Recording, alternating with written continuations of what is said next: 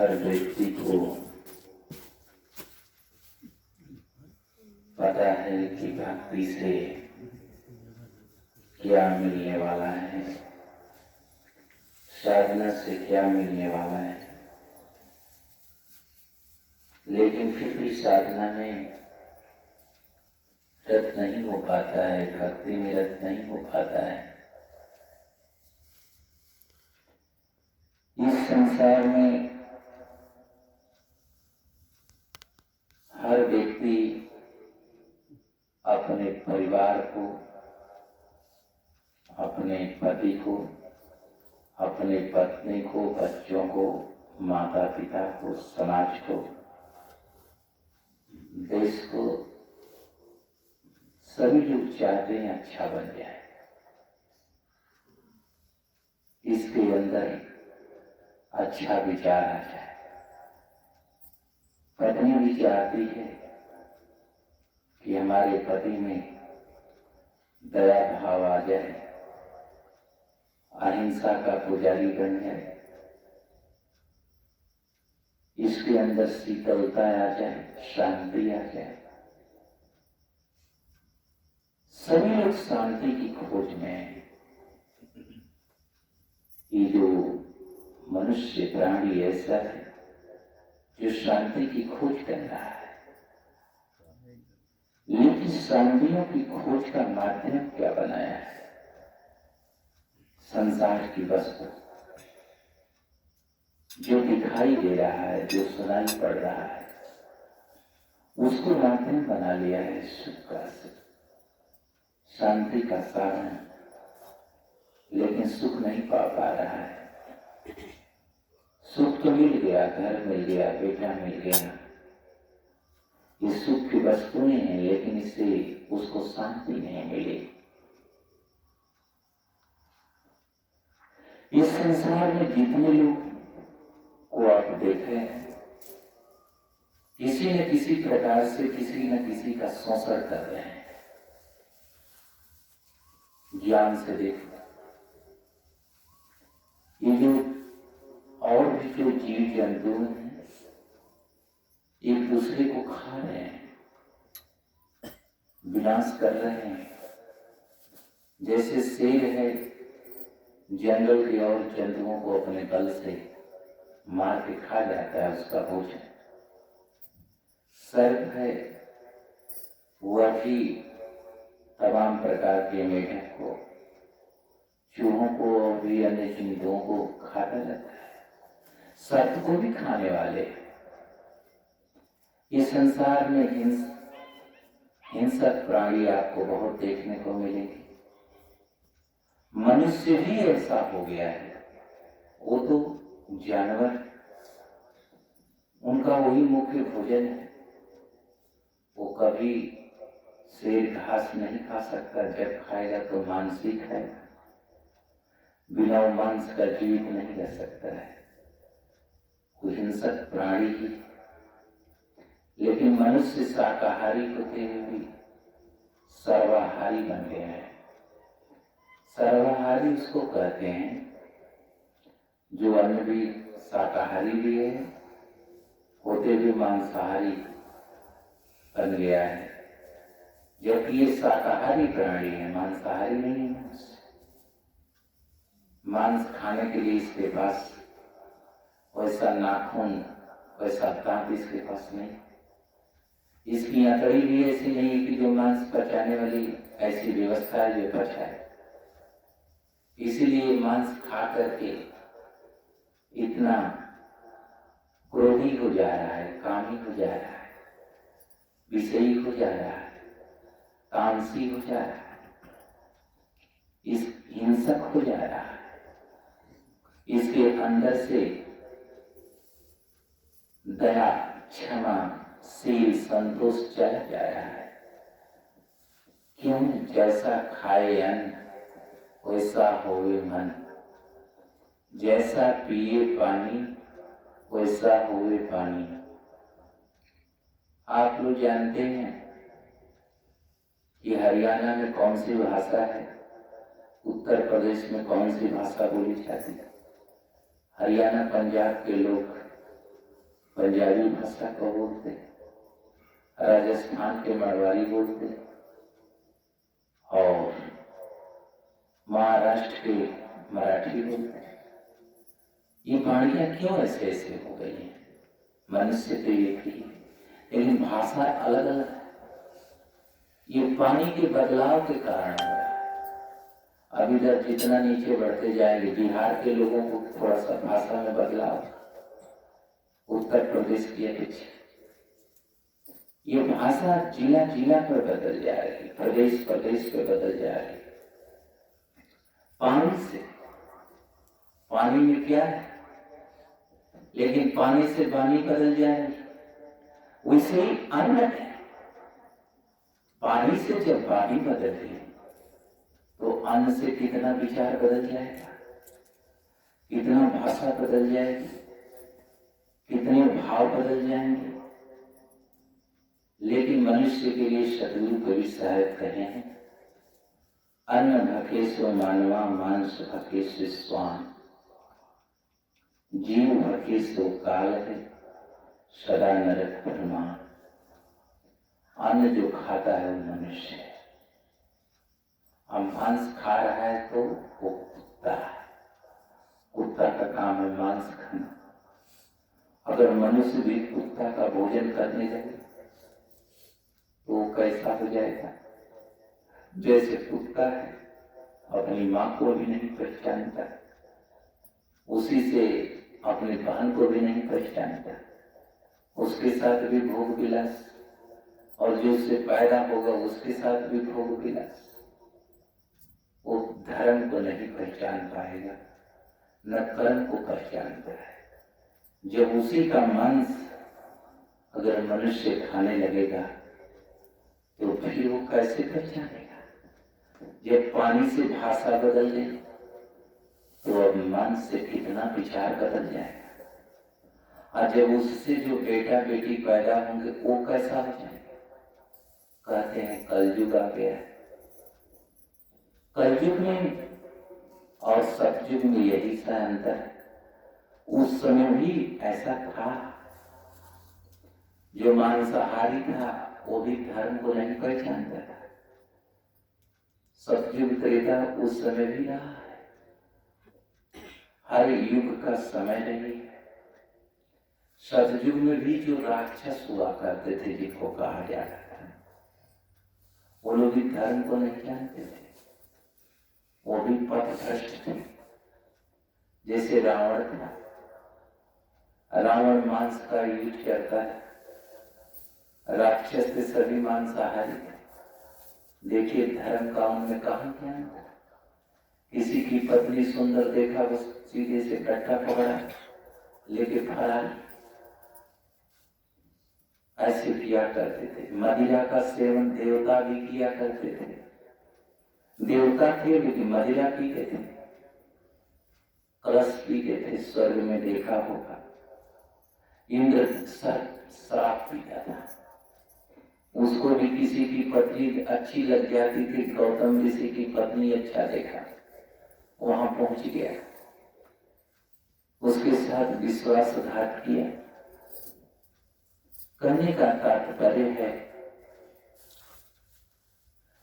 खान पीन से हमारी बुद्धि, हमारे विचार में बदलाव आ जाता है, वैसा मन बन जाता है। इस चीज का शोध करने की आपको आवश्यकता है, विचार करने की आवश्यकता है। और खा के क्या देख सकते हैं? खा के छोड़ नहीं सकते हैं।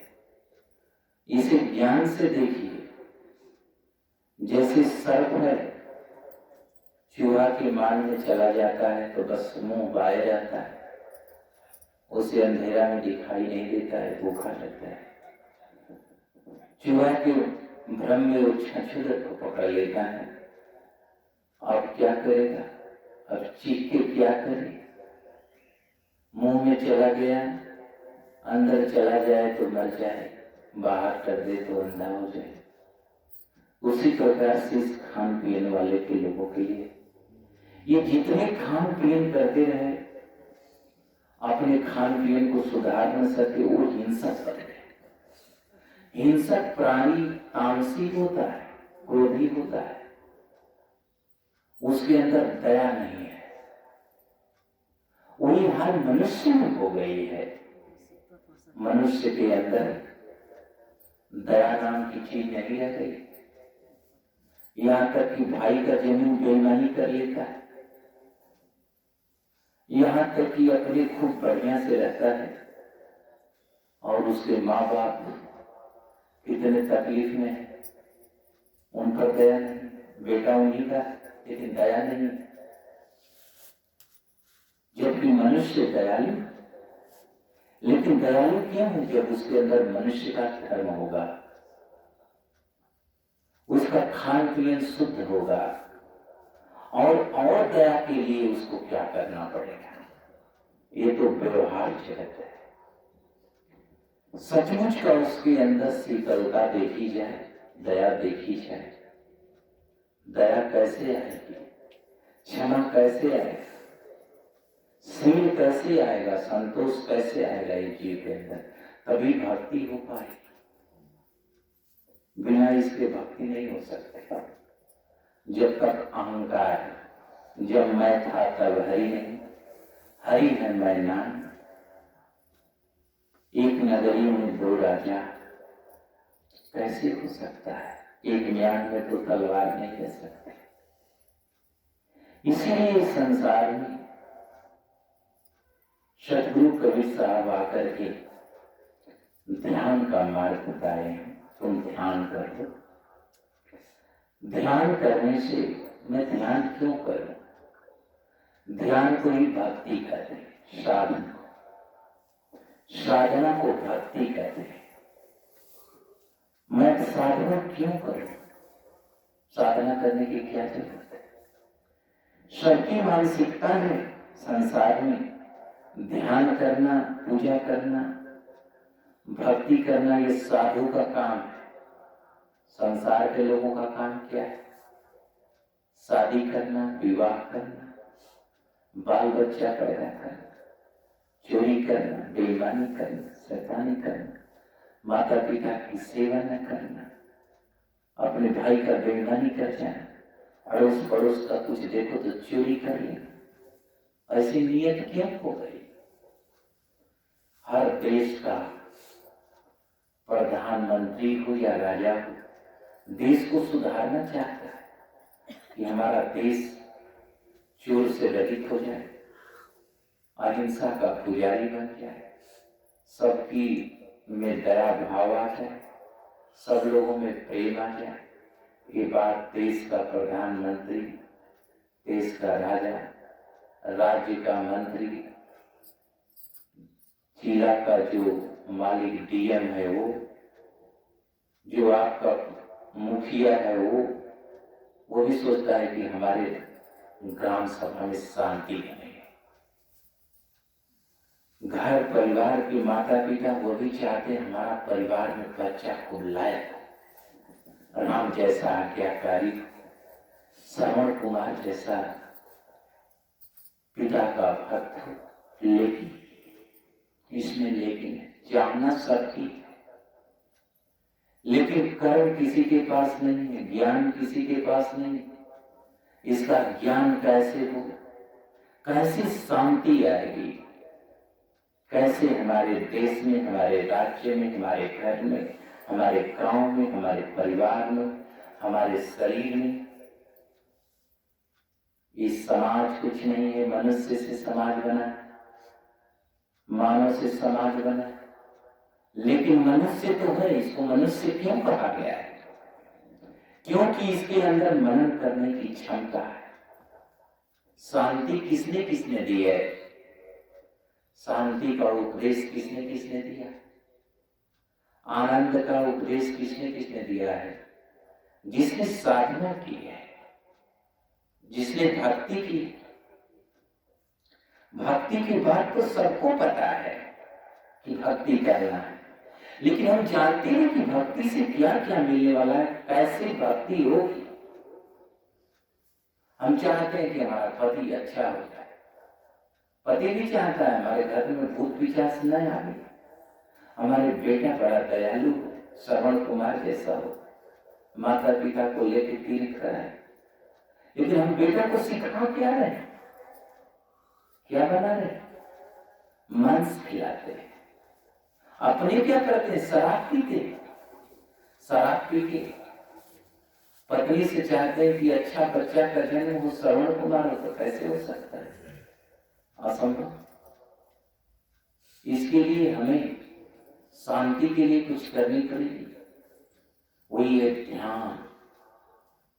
जब तक हम ध्यान नहीं करेंगे, पहले मेरे अंदर दया नहीं आएगी, क्षमा नहीं आएगा, संतोष नहीं आएगा, शील नहीं आएगा। एक ध्यानी ही सब कुछ कर सकता है। आप लोगों ने देखा होगा, सुना होगा, जो बुद्ध थे उनको कितने लोगों ने ढेला मारा, कुछ नहीं हो गया। समझ गए कि ये व्यक्ति बड़ा दुखी है। एक व्यक्ति था, बुद्ध के सामने आकर उनके देह पर थूक दिया। उनका एक शिष्य दीक्षित आनंद नाम का था, उसको बड़ा क्रोध आया कि मेरे गुरु पर थूक दिया। उसने उठा मारने के दौड़ने के लिए, बुद्ध ने रोक दिया, कहा कि समझते नहीं, यह व्यक्ति बहुत दुखी है, इतना दुखी है कि इसका हिसाब नहीं है। अभी तो ये थूक ही दिया तो क्या हुआ, ये मार भी सकता है। लेकिन तुम क्या, तुम गुरु के पास हो। पुष्प का काम है सुगंध देना, जिसमें सुगंध ही न हो, वो सुगंध क्या देगा? सुगंध होना चाहिए, पुष्प में तो सुगंध देगा। जिसके पास शीतलता नहीं होगी, क्षमा नहीं होगा, दूसरे को क्षमा कैसे करेगा? कोई उसको गाली दिया तो 10 गाली देगा, गाली नहीं उसको मार भी देगा, क्योंकि उसके अंदर क्षमा नहीं है, शील नहीं। बुद्ध के अंदर शील है। उनको थूक देना कोई बड़ी चीज नहीं है, कहीं पर थूक दिया से पहुंच गया। लेकिन आज के समय में किसी को देह पर थूको, तुरंत गाली देगा, मारना शुरू कर देगा। लेकिन बुद्ध के अंदर शांति मिल गई, साधना से मिली थी। साधना किए थे, भक्ति किए थे, उनके अंदर संतोष हो गया, शील हो गया। शील माने कोई कुछ करे कोई कम नहीं। उनके अंदर दया थी। अंगुलियां मल को गए, देखी कि बहुत लोगों को मार रहा है, गए तो अंगुलियां माल के सामने कोई भी जाता था तुरंत फांसा उठाता था, मुड़ी काटता था, अंगूठा काटता था और माला बना के पहन लेता। लेकिन जब बुद्ध गए तो लम्मा से कहा ठहर जाओ। बुद्ध ने कहा मैं तो ठहर गया, तू कब ठहरेगा? और बुद्ध आगे बढ़ते जा रहे हैं। आश्चर्यचकित है कि आज तलक से मेरा नाम सुनकर कोई भाग जाता है कि कौन ऐसा व्यक्ति है जो मेरे पास आता जा रहा है और थर्राता जा रहा है। अब तक तो उसके फरसा किसी के गर्दन काट देता था, लेकिन बुद्ध बढ़ते गए। क्यों? क्योंकि उनके अंदर शांति थी। एक शांत व्यक्ति ही दूसरे को शांत कर सकता है। शांत व्यक्ति ही शांत कर सकता है। और एक शांत व्यक्ति तभी हो सकता है जब उसके अंदर साधना हो, भक्ति हो।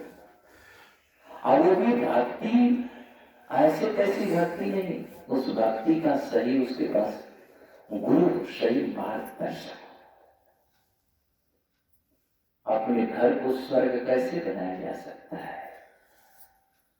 हमारा परिवार, घर में हम इतने पैसे कमाते हैं लेकिन पैसे से शांति नहीं दे पाते। बेटा मनमाना है, पत्नी दुखी है पति के व्यवहार से, माता पिता दुखी है बच्चों के व्यवहार से, बहू के व्यवहार से। क्यों? क्यों ऐसा? उस सास ससुर के अंदर भी शांति नाम की चीज नहीं है। क्योंकि उनके अंदर भक्ति नहीं है, ध्यान नहीं है। अगर ध्यान है तो अंगुलियां मान को बुद्ध के अंदर शांति थी तो शांत कर दिया। अगर सास ससुर के अंदर भी शांति हो तो अपने बहू बेटों को भी शांत कर देंगे, लेकिन शांत नहीं कर पाते। उसी शांति का नाम ध्यान है, भक्ति। पूरे देश को महान बनाया जा सकता है, गांव को महान बनाया जा सकता है, परिवार को महान बनाया जा सकता है, लेकिन सबका जैसे शरीर है एक एक कोशिका से बनी है, घर है एक एक ईंट से बना है, लेकिन एक एक ईंट को कैसे कैसे पकाया गया है, कैसे उसको सांचा में बनाया गया, कैसे मिट्टी को बनाया गया, फिर आवा लगाया। उसी प्रकार से एक एक व्यक्ति को सही करना होगा। एक एक व्यक्ति के साथ ईंट बनाने वाले व्यक्ति पहले सही हुआ होगा, तब ईंट बनाया। न जाने कितना ईंट बिगड़ गई होगी उसके बनाने से, बिगड़ गई कितनी ईंट बिगड़ी होगी, अभ्यास किया होगा।